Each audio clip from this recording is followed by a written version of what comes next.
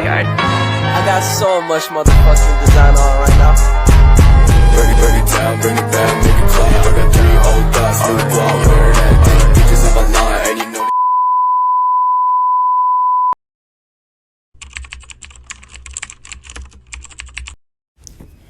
Jadi, vitamin B6 ini termasuk ke dalam kelompok vitamin B kompleks. Bentuk aktif vitamin B6 yaitu piridoksal 5-fosfat, di mana vitamin tersebut larut dalam air.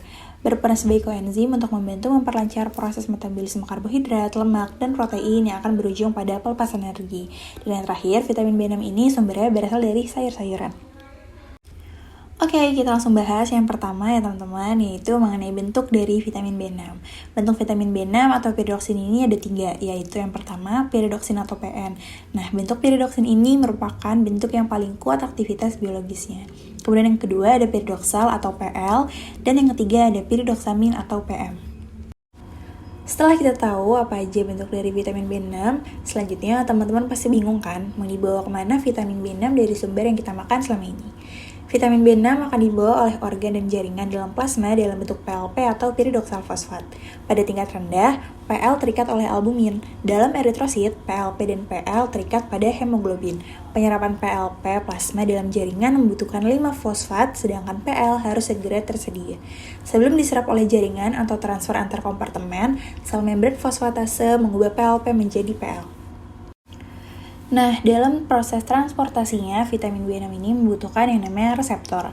Kira-kira reseptor apa aja yang dibutuhkan dari vitamin B6 ini? Yang pertama, molekul PLP mudah terkondensasi dengan gugus nitrogen, di mana amino bebas dari protein dan molekul menjadi basasif. Yang kedua, pembentukan basasif dari asam keto alternatif, di mana analog dari transfer muatan, labilasi ikatan, dan transfer gugus NH2 dari PMP, yaitu asam amino substrat pertama menjadi asam keto, kemudian menjadi asam amino baru. Selanjutnya, teman-teman pasti pada kepo kan gimana sebenarnya proses absorpsi dari vitamin B6 di dalam tubuh kita. Jadi, penyerapan vitamin B6 terjadi di usus kecil dan juga dari produksi bakteri di usus besar, terutama di jejunum. Tingkat penyerapan bervariasi sesuai dengan spesies vitamin B6 yang tersedia. PL, PM, dan PN penyerapan di usus melalui difusi yang sederhana. Penyerapan vitamin B6 diperantarai oleh pembawa vitamin dengan laju transport yang bergantung pada pH dan dapat dijenuhkan. Next ke pembahasan selanjutnya, yaitu penyimpanan cadangan dari vitamin B6 di dalam tubuh. Ternyata sebanyak 50% vitamin B6 itu disimpan di dalam tubuh, terutama di dalam otot. PLP di dalam hati diikat oleh apoenzim, beredar di dalam darah dalam keadaan terikat dengan albumin. Kemudian, PLP yang tidak terikat diubah menjadi asam piridoksal oleh enzim oksidase di dalam hati dan ginjal, yaitu metabolisme utama yang dikeluarkan melalui urin. Terus, fungsi dari vitamin B6 itu sebenarnya apa sih?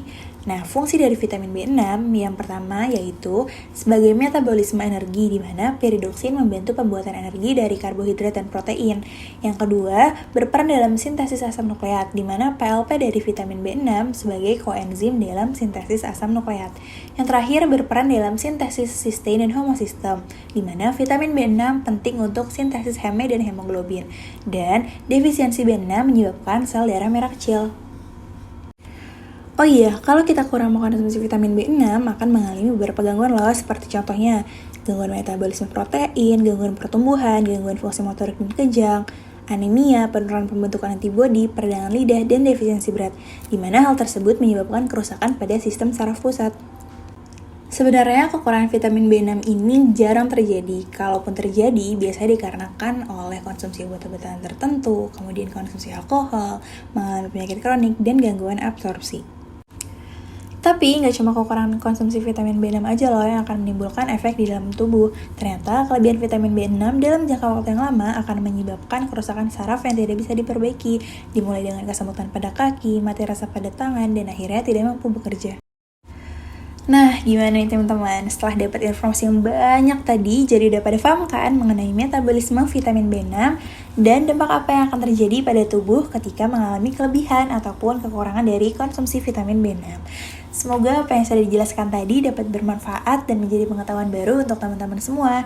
Terima kasih sudah menyaksikan sampai akhir. Sekian dari kelompok 6. Wassalamualaikum warahmatullahi wabarakatuh. Sampai jumpa.